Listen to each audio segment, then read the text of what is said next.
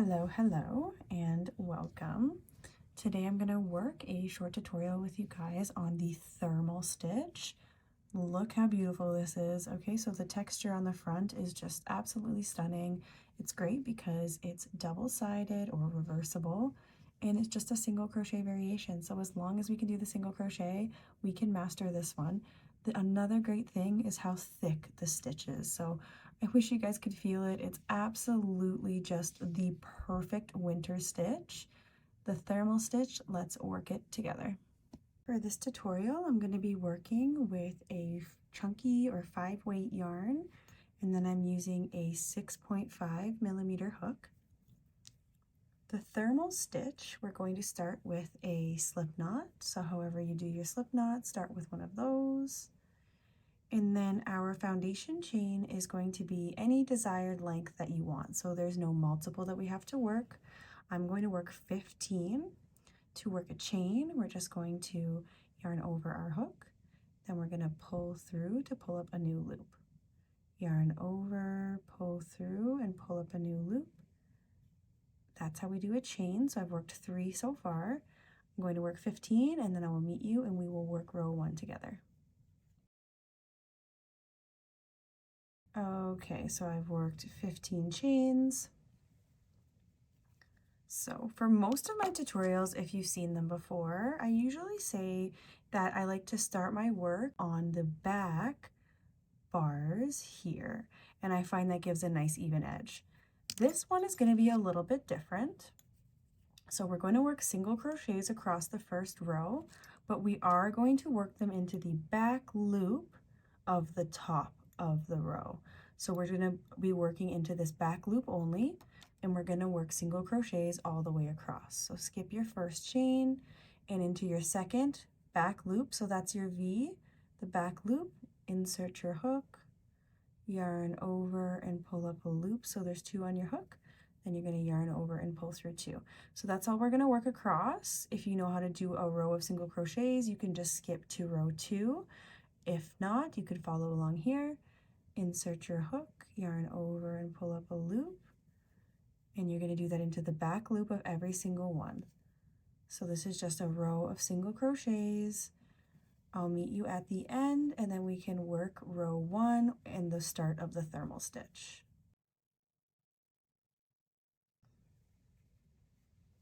So I'm just finishing up my final single crochet in that back loop, and you finish row 1. So again, just a row of single crochets looking like this. Row 2, we're going to start with a chain 1 that doesn't count as a stitch, and we're going to turn our work around. So let's kind of look what we're working with. Normally, when we'd work into the stitch, we would be working through these 2 loops. So you'd find the V at the top of your work, and you'd work through both of these.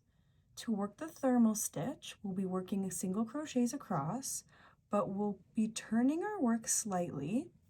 We're going to work into the back loop of the V, and we're also going to work into that bar that we didn't work through of the previous row. So we're going to do a single crochet like we normally would, but these are the 2 loops that we're going to go under. So again, we're not going to go through the V. We're going to slightly turn our work, and we're going to go through the back bar and then that bar that we skipped in the previous row. So we have that chain 1, and we're turning our work. We're turning our work slightly towards us. You will insert your hook through the back loop, and then through that bottom bar that we skipped. Make sure you're just going through the 1. Then you'll yarn over, and you're going to pull through both of those bars so that you have 2 on your hook, and then you'll yarn over and finish it like a regular single crochet. So this is our next one. This is the V we would normally work in. We're going to go through the back bar, and then we're going to go through that bar that we missed, that we skipped at the bottom. And we're going to insert it. The first row is a little bit hard sometimes, but if you just wiggle it around, there we go. Then yarn over and pull up a loop and finish off your single crochet. One more time, in through your back bar, through that loop we missed at the bottom, yarn over, pull up a loop, and yarn over and pull through 2. So that's the thermal stitch, row 2. The next row, row 3, is going to be the row that we repeat. It's worked very similarly. I will show you once we get to the end of this row how we're going to finish it off.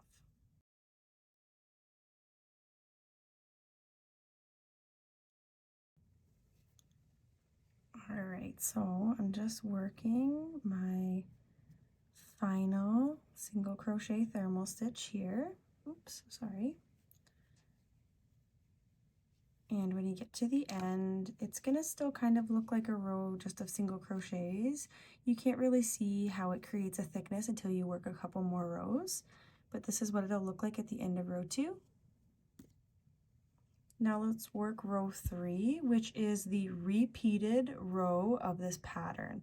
So what we're gonna do is chain 1 and turn our work around. And then very similarly to the row below, we would normally work through the V here. So we would normally work under these two, but instead we're going to turn our work a little bit. We'll work through the back bar, and then we'll go and work the loop that we missed or skipped in the previous row. And that's the thermal stitch. By working into that loop from the previous row, it creates just a really thick stitch. So I've been working a lot of summer tutorials lately. This one here is 100% a winter tutorial. Even like a cozy cup warmer would be really great, but like I said, it does create just a very thick stitch, and the design on the outside at the end is absolutely beautiful. So here we are going through that back loop, through the loop that we missed in the row before, and we're completing our single crochets. So let's work this all the way across. I'll meet you and show you how to finish off our repeat row, and then we'll work just a larger sample swatch together.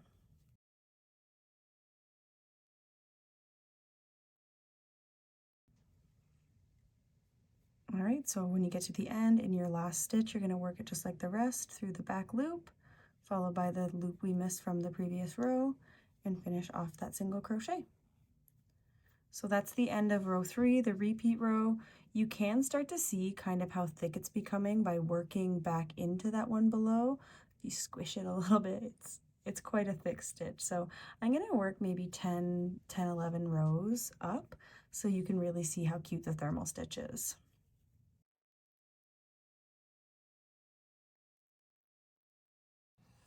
I'm just coming up to finish a larger swatch here. I just want to show you as you work more rows and it becomes like a thicker stitch, it actually becomes a lot easier to work the loop that you skipped. It gets a lot closer. So again, you do the back loop here, and then the second loop is again a lot closer now. So just a little tip and trick. It does become easier to work the thermal stitch. And here I am, I've worked my final one of my rows I'm working. This is what we have. So the design or the texture it creates on the front and the back is absolutely beautiful. I wish there was a way for you guys to really tell how thick it is, but it's a very, very thick stitch. So by working into that back loop that we skip, it creates just a nice thick stitch. It's absolutely perfect to work something for the winter. You could do a hat, a scarf, a very thick scarf, and like I said, a mug cozy would be really cool. Stay tuned, I might do a tutorial for that because, I mean, it's just a great idea. So this is the thermal stitch, and I hope this tutorial helped you guys figure it out.